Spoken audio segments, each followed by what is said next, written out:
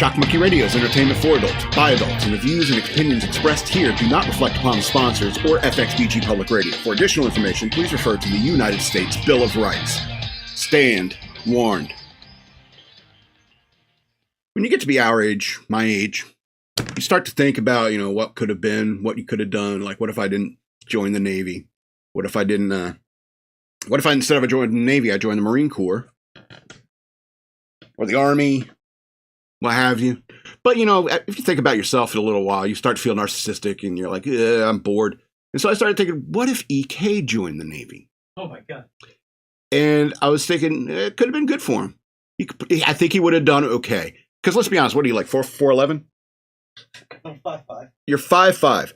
Those little guys in the Navy, they don't bump their heads on That's submarine. True. That's true. We'll get to the positive aspects, okay?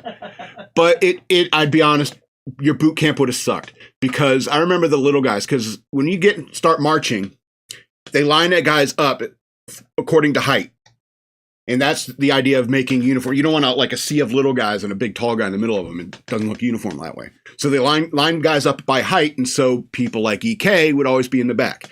And when you're in the back, when you're marching as a division, you got tall guys in the front with the 6-7 foot strides, and the poor little guys in the back are always hurrying up, but trying to stay in step. You know what I mean? And because they're always running and stuff like that, they make them the road guards, and because they're at the back. So they're wearing these reflective vests, and we come up to a road, and then the little guy's got to run up, pass the division, go and get in the road, and stand at parade rest of the handout to stop traffic as the division passes, and then you got to catch back up. Then they come to another intersection. They got to run back up there. It's going to suck. It would suck for you at boot camp. But I also saw, like, after boot camp, these little guys and big guys would be getting fights. And the little guys could literally run circles around them. I started to remember their PT scores. They're always coming in first. Their cardio was amazing because they were running the whole time. They're trying to catch up with all these 6'4" guys with their 7 foot strides. And so they could run around these guys. It was crazy. And then when you got in the fleet, you get an guy like EK, you got like, oh, we got a problem with the wire down there. So you just unscrew one deck plate and you shove him in there and you give him a flashlight and he'll go find the problem crawling up under the deck plates. And you start feeding him a cable and he's like going to install it. Excellent to have those little guys. And then if there's like a fire in my cabin and there was a porthole for us to get out, EK would be the first one through. He'd be the first one through. And then when Petty Officer Winnie the Pooh gets stuck in it, he can go get help, or, if he has free will, just run for his own life and save his own life, and his genetic material spreads and not mine. He would have done very well in the Navy, if you ask me. Plus, like, socially, you could fold him up, put him in your pocket, sneak him into a concert or a club. You're short! I know it. Welcome to Shock Monkey Radio. I'm the Madman, and my pronouns are he, him, and I am shock monkey sexual. I like making fun of my friends, and if you don't like it, you're kink shaming me, and that leads to suicide, so stop it. Well played. That's what I like to call emotional blackmail. You ever have a relationship like that where someone's like, you leave me, I'm going to kill myself? Yes. Well, the only solution here is to leave then and hope that you don't. Because that's emotional blackmail, and that's what these people are doing, these trans people are doing. Anyway. Speaking of EK's old stuff, those LED bulbs you gave me when you upgraded? Yeah. You know how I'm a shocked monkey and everything Stop working? They're flickering. No, that is an energy-saving feature. Okay. Well, they freaked me out a little bit. Okay. All right. I was thinking about that, about how like electronics always freak out around me. And I was like, well, how come my phones have never freaked out? Part of the reason I upgraded. Rubber cases. Oh, it did that from time to time. And you're like, from time to time they flicker and it's an energy saving. You gave me free light bulbs, LED light bulbs. And I was like, oh, EK's just nice. It's like, no, here's my shitty stuff I don't need anymore. Other than the flickering, they're fine. It freaks me out in the bathroom, I'll be honest. Because, I don't know. I had a dream that I met a ghost. I don't want to get into it.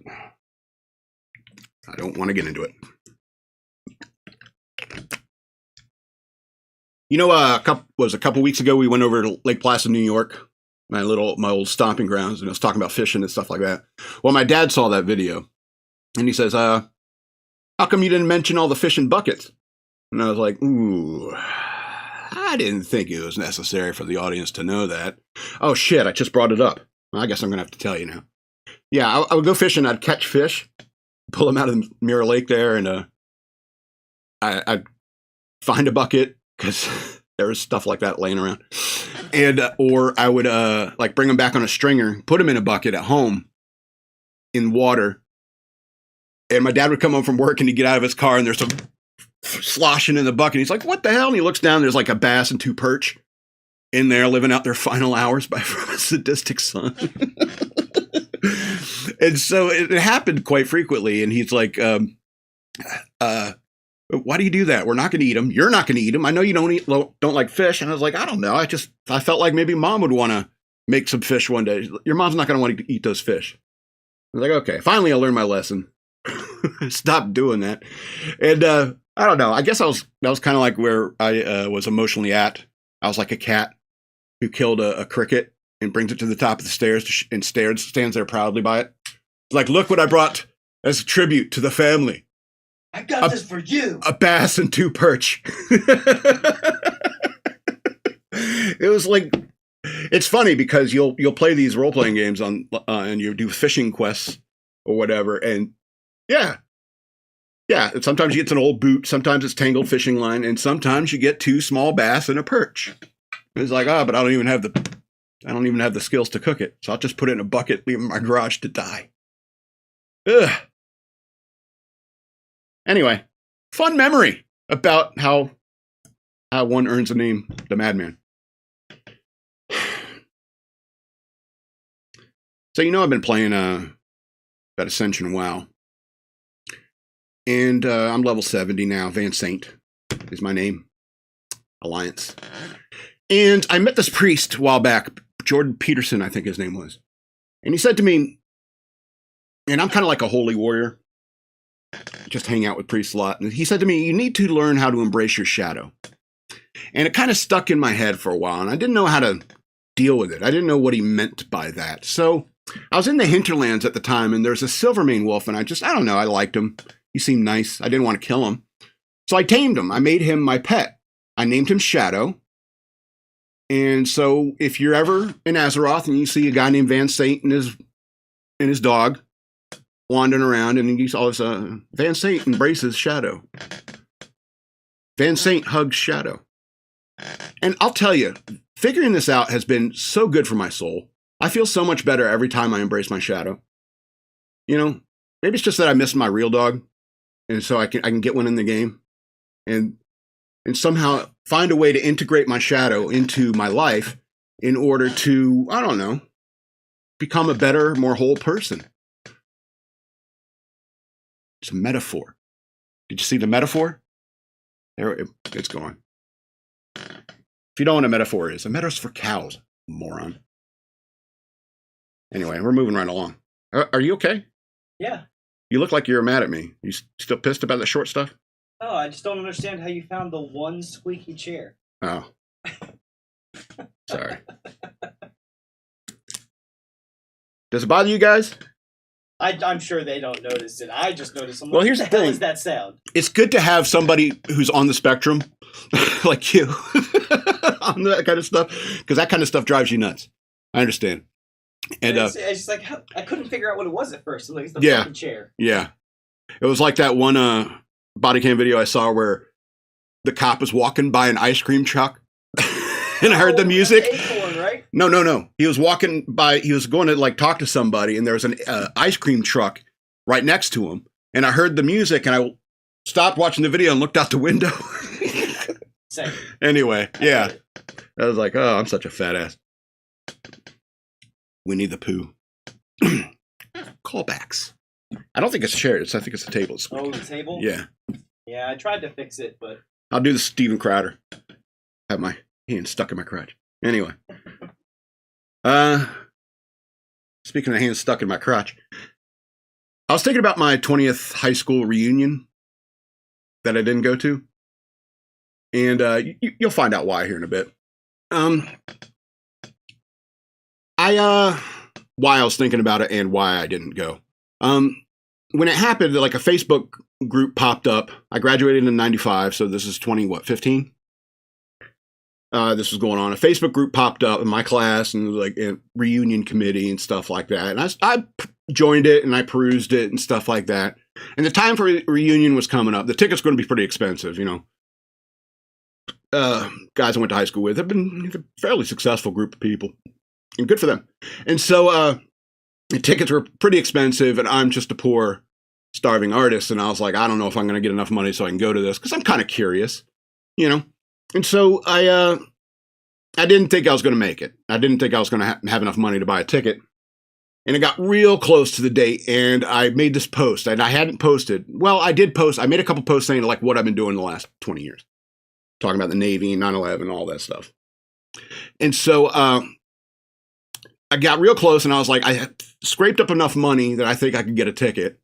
And so I made a post and I said, hey, you know, I didn't think I was going to make it, but I got a customer this past weekend that really liked my hands. And so I'm flush, you know, insinuating that I'm a prostitute. And so,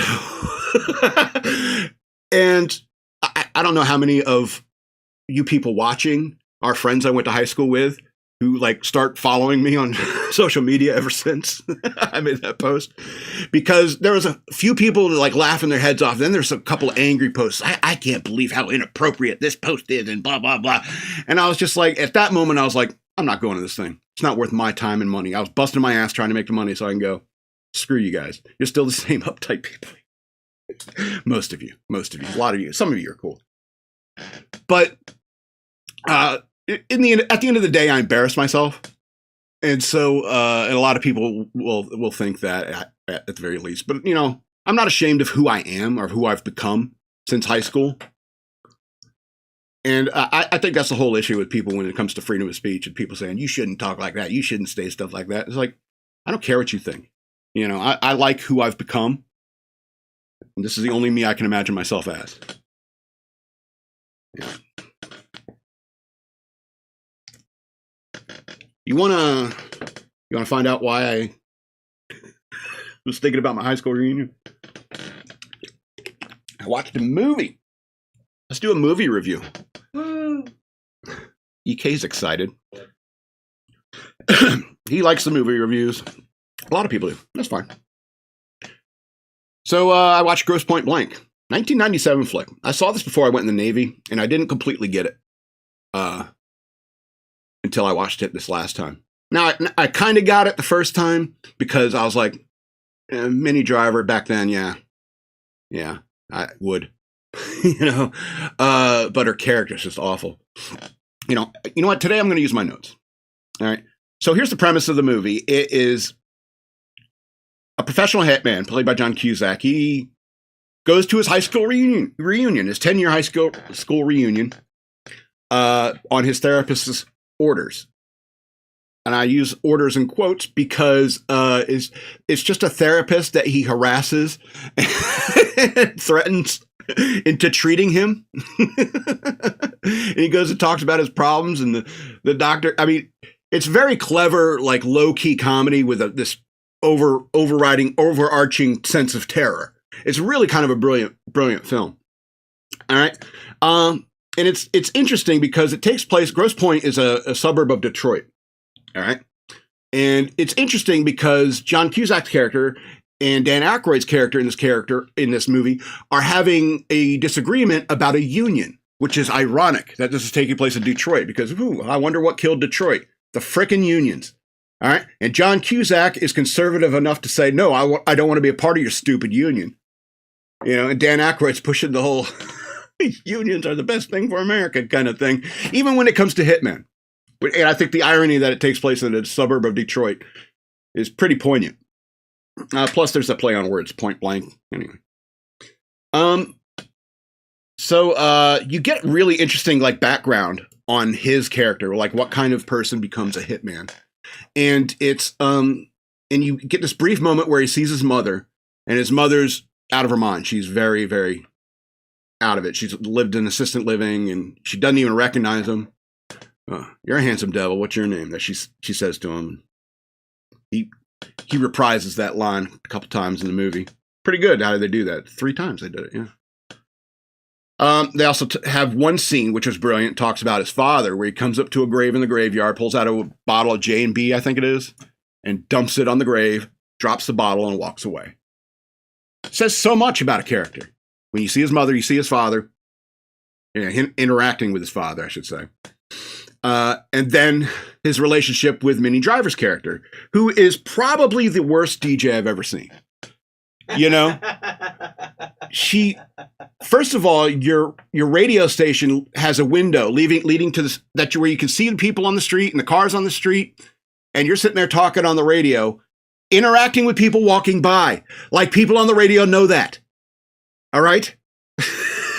They don't know that you see Martin Blank out the window. He's like, why is she saying all this weird cryptic crap? And then he shows up at the radio station to say hi to her, and she puts him on the air. He's like, now we're going to air our personal drama. Wait, she sees him on the side of the road, and she's talking about him cryptically as if he can hear her on the other side of the glass, too. Yeah, she doesn't know that the radio's on in his car. As if they're piping the radio into the streets. So clearly you like this movie. Okay. And not only is she the worst DJ I've ever seen, she is a child. She is mentally a child. The way her cutesy voices, and she's like, I'll do whatever. I'll go out on a date with you if you give me an airplane. Seriously, that works. And when I was a kid in 1977, when I first watched this movie, I was like, okay, I could deal with Minnie Driver. I was only 20. Hadn't given it much thought. But now I'm like, what are you doing messing with this chick, John Cusack? She's a child. Mentally. Anyway. And what I think is really interesting is that everyone asks him what he's been doing in the last 10 years, what he's doing, what his job is, and stuff like that. And he's been honest with them. I'm a contract killer, and everyone thinks he's joking, and they'll joke back with him. Oh, do you have to do postgraduate work for that? You know, clever little comebacks, and nobody believes the BS he's throwing out. All right. You can even see it when he has that interaction with Mrs. K, one of his teachers, and you can see that scene in the movie where she's like, "Oh yeah, I remember you," and the way he talks and his mannerisms, the way he's kind of just weird and creepy. It's John Cusack after all. You can see how the teacher, like, her acting was excellent because you can see the recognition on her face where she's like, "Oh yeah, I remember the affect of you." Yeah. Yeah. You know, and that was a good little scene. Says a lot about his character as well. It's a subtle, well done comedy.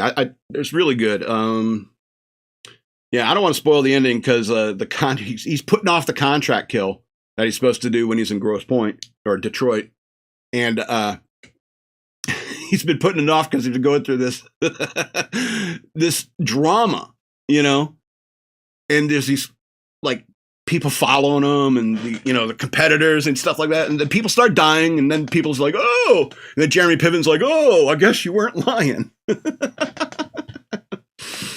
So, I mean, it's just a weird story about weird people that is actually quite hilarious. Yeah. 10 of 13 stars. Grosse Pointe Blank is 10 of 13 stars. I think it could have been funnier, but I wouldn't know how. I would think maybe more scenes with the unhinged rent-a-cop.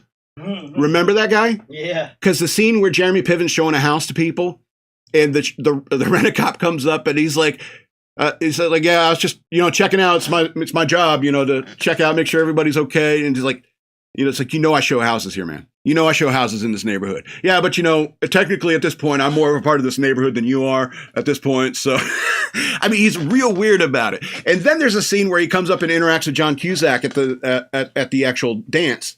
And he comes up and he's like unhinged and ranting. He comes up right up to him. I don't know why. Like, I think it's just John Cusack's character attracts this.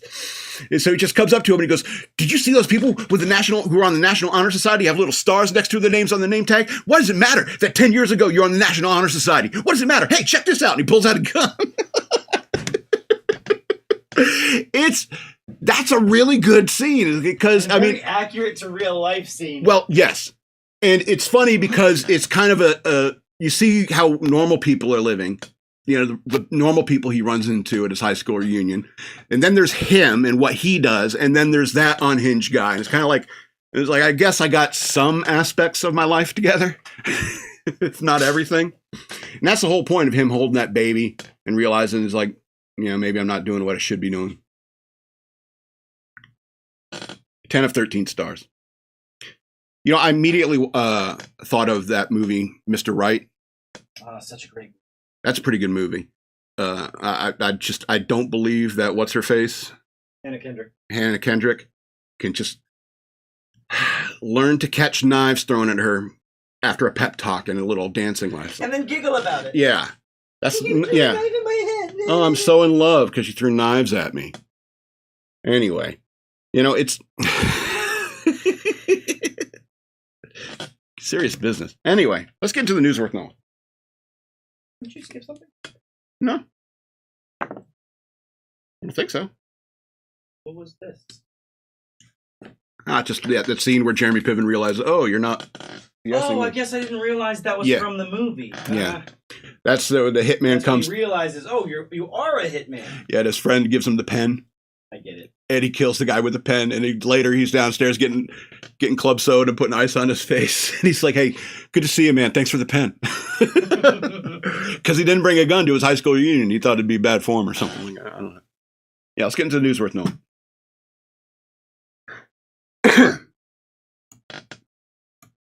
All right, so obviously the big story of the day is the second Trump assassin. I'm going to skip it. I'm sure you've all heard enough about it, but I mean, it's really the whole picture when it comes to the assassins. So the Secret Service told locals, this is a story that's like tangentially related. Secret Service told locals that they would take care of the building used by Thomas Crooks to shoot Trump. That's the first guy. So this is first on Fox. Secret Service agents assured Butler County, Pennsylvania law enforcement that they would secure the building that would-be assassin Thomas Crooks shot former President Trump and others from on July 13th in an outdoor rally per an investigation by Senator Chuck Grassley from Iowa. Yes, he's Republican. Quote, Butler County law enforcement officials stated that at separate times during the walkthrough that they reiterated their concerns to the agents and the counter sniper about securing the AGR complex buildings. The agents responded, we will take care of it, Grassley's office said in a Tuesday letter to Acting Secret Service Director Ronald Rowe. Trump was shot in the ear. Yes, we all know. All right. Grassley noted that in weeks following the first assassination attempt, Rowe told senators during a hearing that he was communicating that the locals had a plan that they had been there before. What? In regard to the roof where the AG took the shot from. What? The commitment of Secret Service agents to secure the AGR complex area allegedly came during a walkthrough on July 11th in preparation for the rally. Law enforcement officials claim to have alerted their agents to their concerns about the area several times during it. Republican further reiterated his various information requests to the Secret Service and noted that the two had resulted in claims that it would not provide responses to my request due to other ongoing investigations and reviews. That's unacceptable and fails to take into consideration Congress's constitutional authority to conduct independent oversight, so it flies in the face of your congressional testimony about responding to Congress.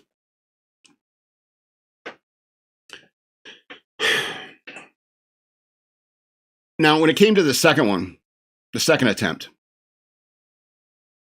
you also get like a Secret Service kind of lapse where they're like, you don't shut down the whole golf course. I don't see why you should. But you should have more guys who are run the whole perimeter of the golf course, because the golf course is a lot of open ground. You know what I mean?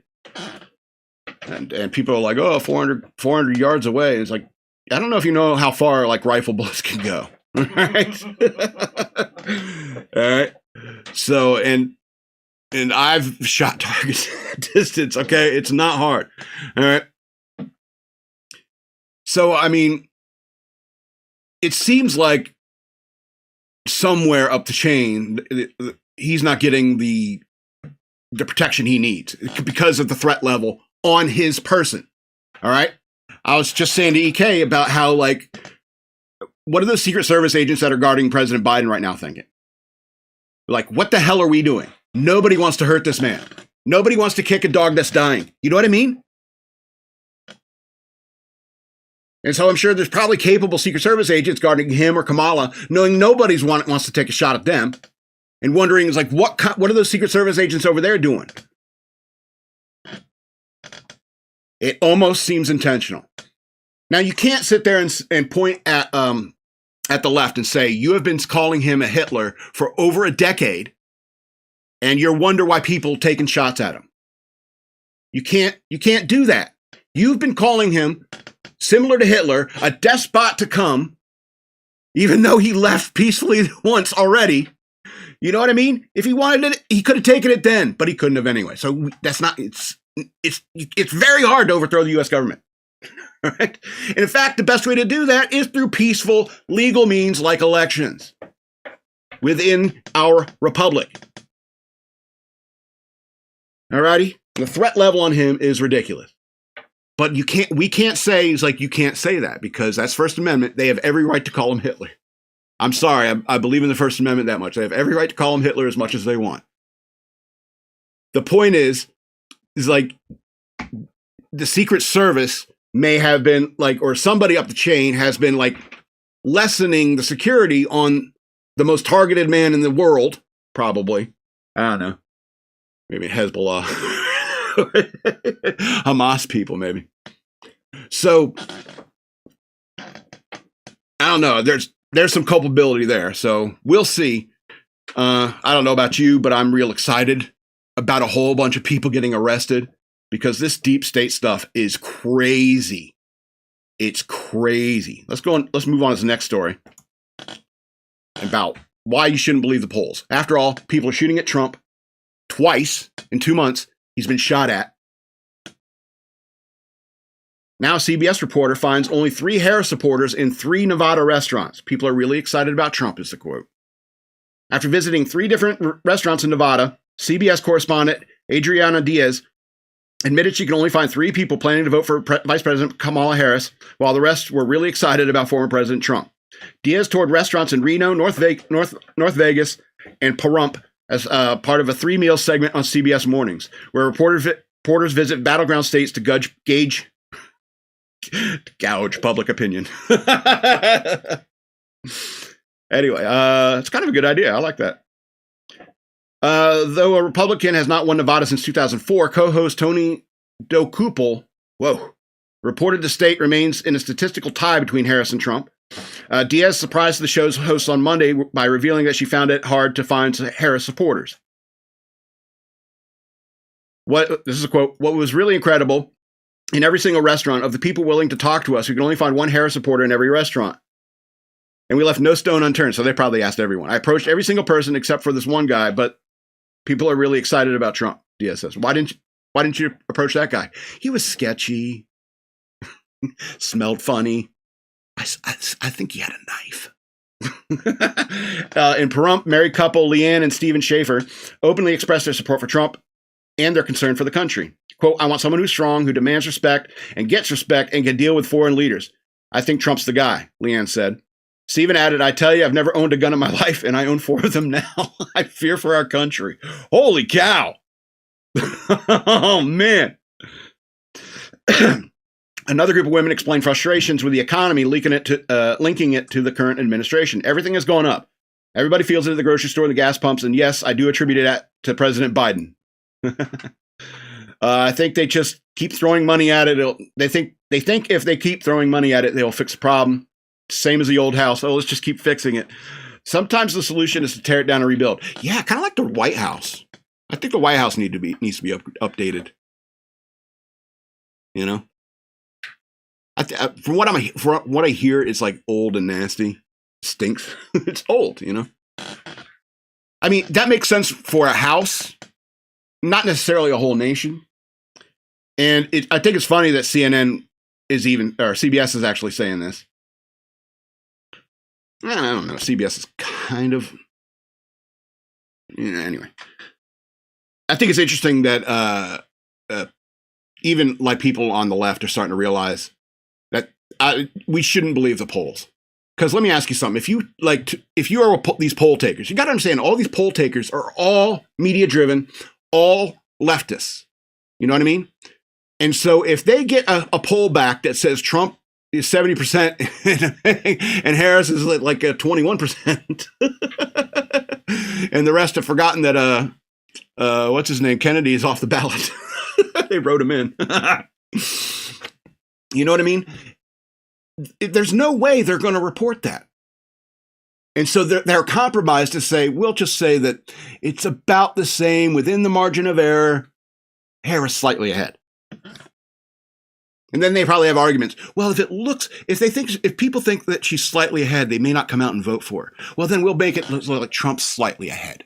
That way it'll motivate the liberals to come out and say, I think people are starting to realize is that there's a problem with the deep state. I know it's a buzzword and stuff like that. It's a funny way to say it, but it's the way these agencies have been working for the past 50, 100 years. 50, that's 50 years. So, and it's almost like J. Edgar Hoover kept everybody in line, because it's been getting crazy in the way these agencies work and the authority they're taking, the power they're exerting on people. We need to trim the fat of our government, and I think people are starting to see that. People are getting scared about what this whole crazy tax and spend liberal approach to the economy is insane. The kind of taxes they're proposing, where the tax on unrealized capital gains is absurd. It's like taxing me. It's like taxing me for the comic books I don't own yet. You know what I mean? It's people can see that. They can see people are trying to kill Trump. And the reason why these leftist people who are trying to kill Trump, the reason they're doing it is I think that they're scared that they know they're going to lose. If they were confident in a victory, do you think they'd let this happen? I don't think so. So I don't know. I'm not saying you get to stay home or anything. You should stay home, but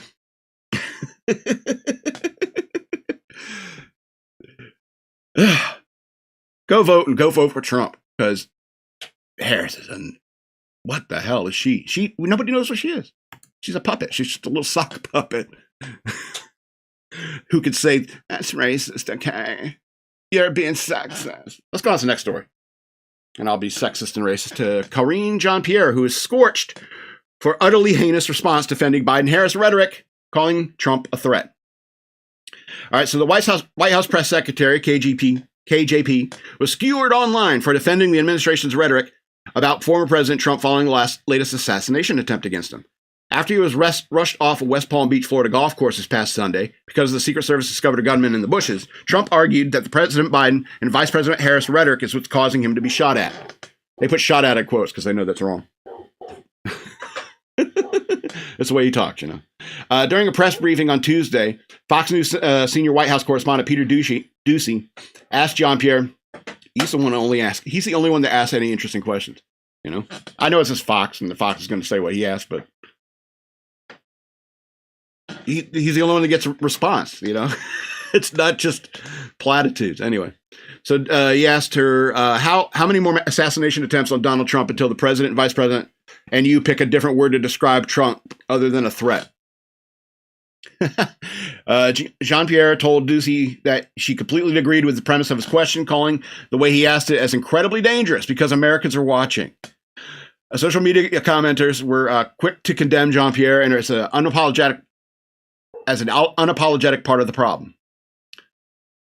Asking questions is about how we demonize our opponents and their supporters is dangerous. It is utterly heinous response from KJP. Spectator at large Ben Dominic said. Okay, and a bunch of people on Twitter saying, it sucks, it's disgraceful, and stuff like that. You catch all those hamsters yet? Yeah. You.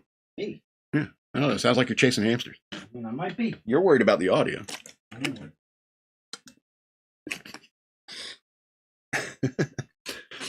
So KJP, and I think when I say that, it's probably could be a landslide for Trump. I hope that the intelligence of the American people is not as bad as I think it is.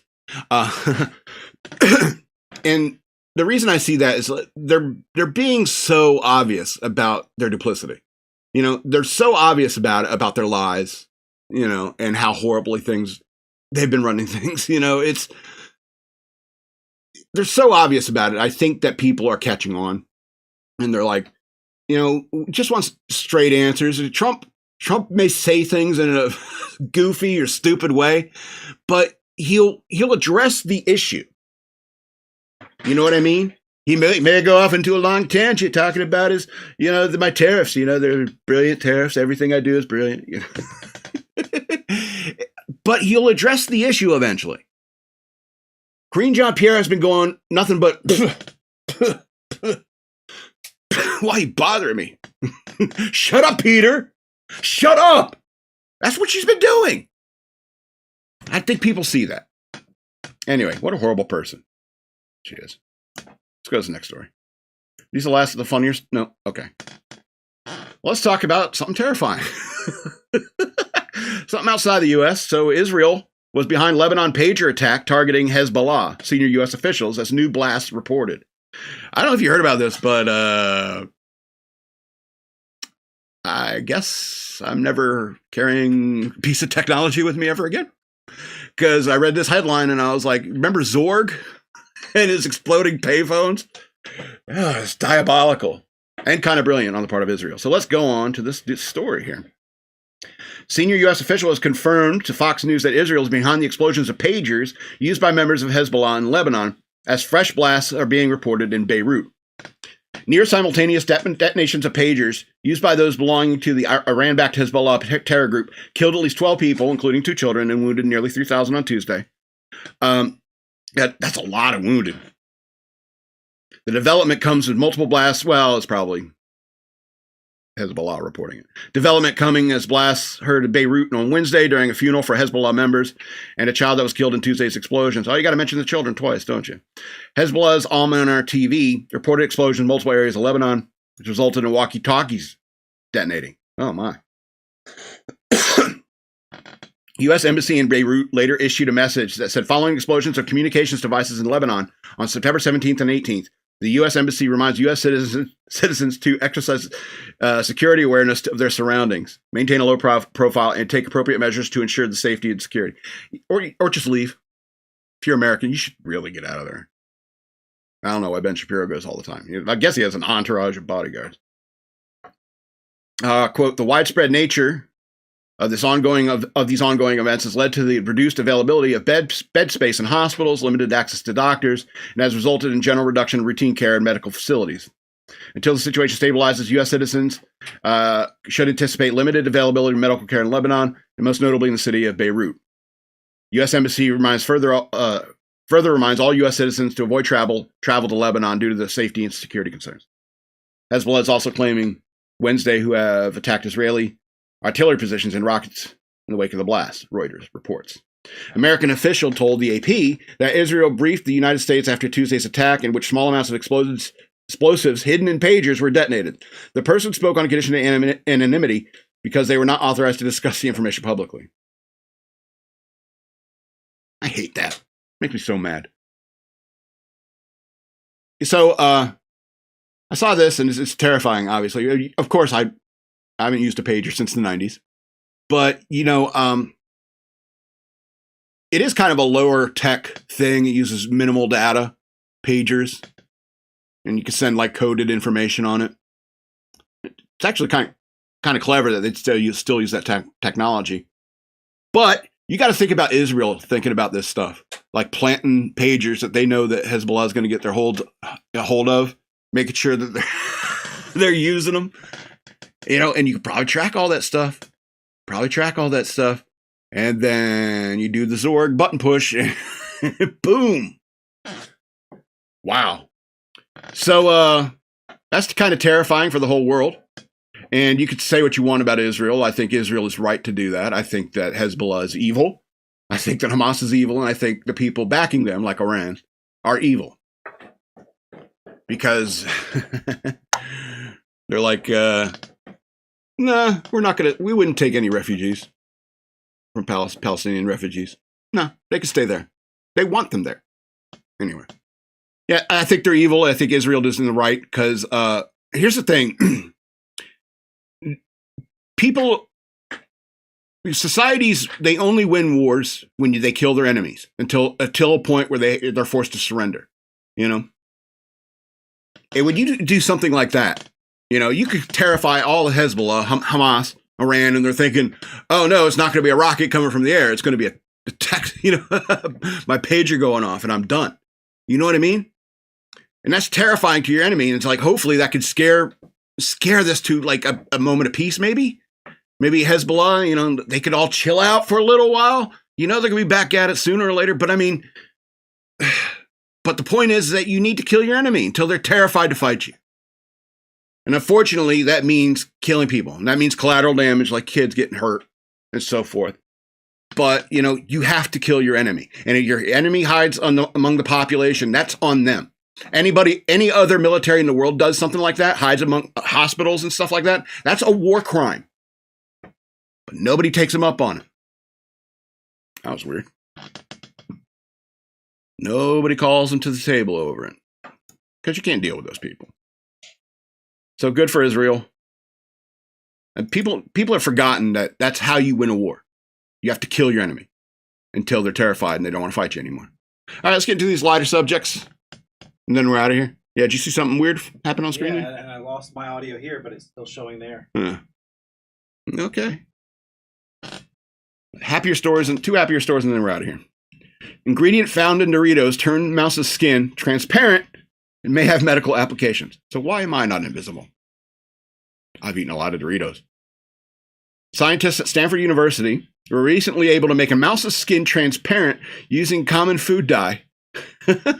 Something the study's author told Fox News Digital could have exciting benefits for humans once additional research is conducted. Or would it would turn us like the Visible Man, where it's just your skin is clear and you can see everybody's internal organs? That's gross. There's no application for that. Anyway, so the paper titled "Achieving Optical Transparency in Live Animals with Absorbing Molecules" was published in the journal Science on September 5th. In it, researchers used a solution of red tartazine, a food dye known as FDC yellow 5, so yellow number 5, on the abdomen, scalp, and hind limb of a sedated mouse, said to release. That must have been hard to do if there was a lot, you know, when it was awake. All day long, that's what mice do. Anyway. All right, and says from Stanford University, the dye turned the mouse's skin red, which then made the skin appear transparent. So it turned red and then transparent, and the mouse's organs were visible to the naked eye.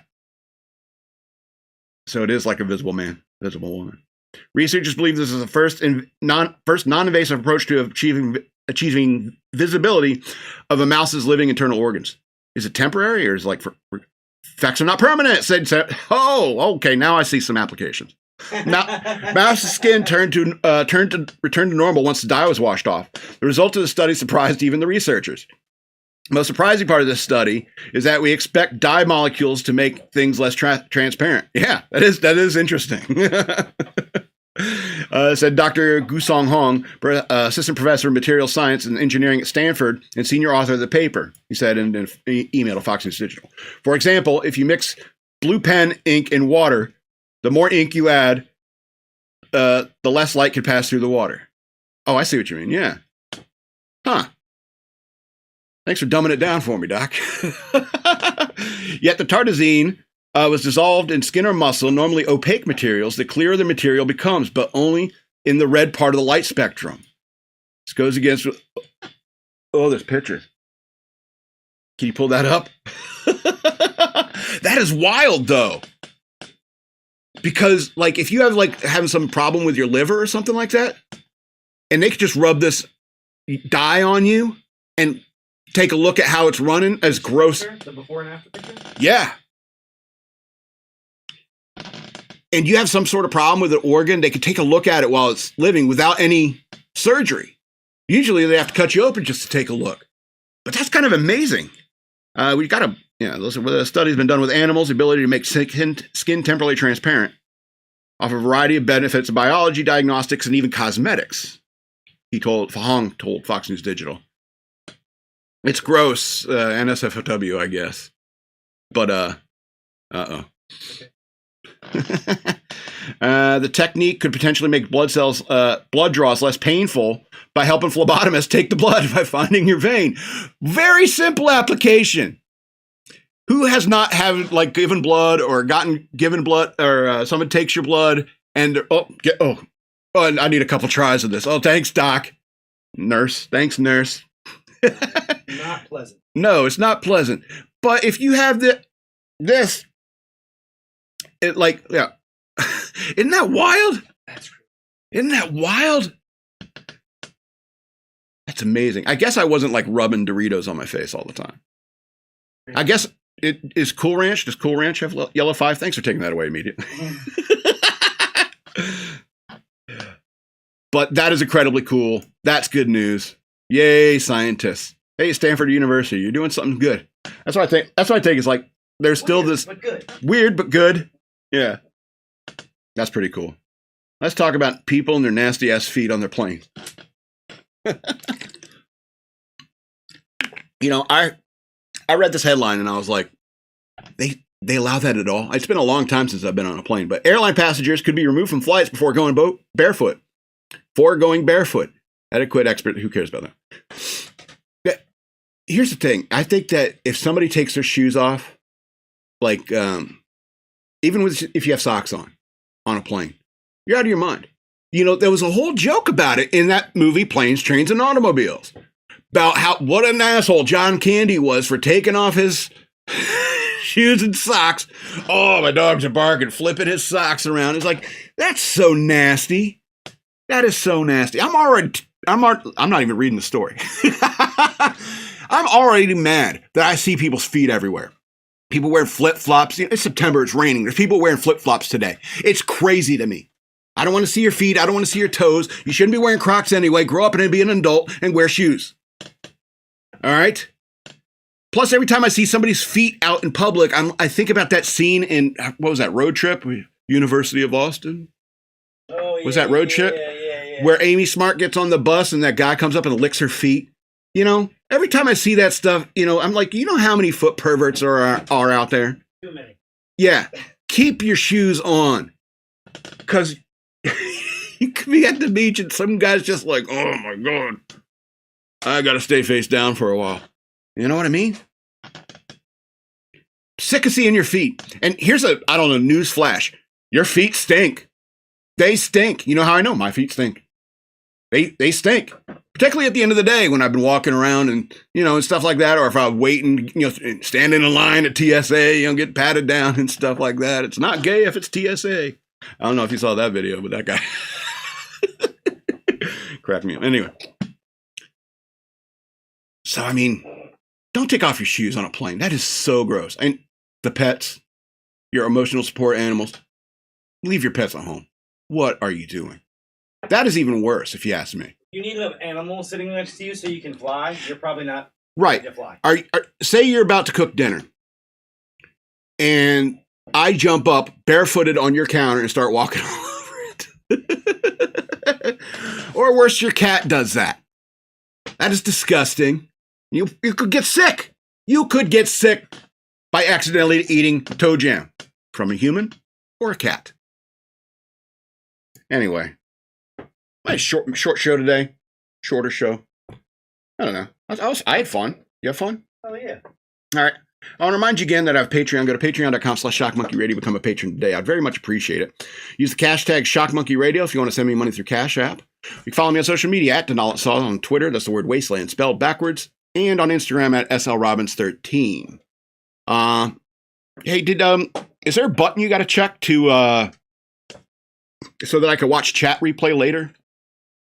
Because you mentioned last week I had some activity in the chat, and I don't know if there was this week. Let me double check right now. We can address it before the show. Oh, okay. No comments this week. Okay. But there was times I was able to. We can do the technical stuff afterwards. All right. This has been Shock Monkey Radio. I'm the Madman, and I love you.